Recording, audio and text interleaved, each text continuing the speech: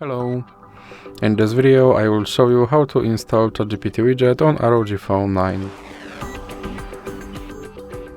So you have to start by opening your Google Play Store, then click on search bar and type in Wally AI and click search, and now click install,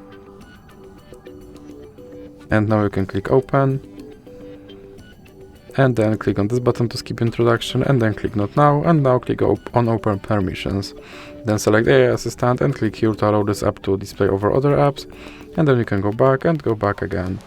Now you can click start, and as you can see right here there is my ChatGPT widget, and I can open him and I can tell him to do something.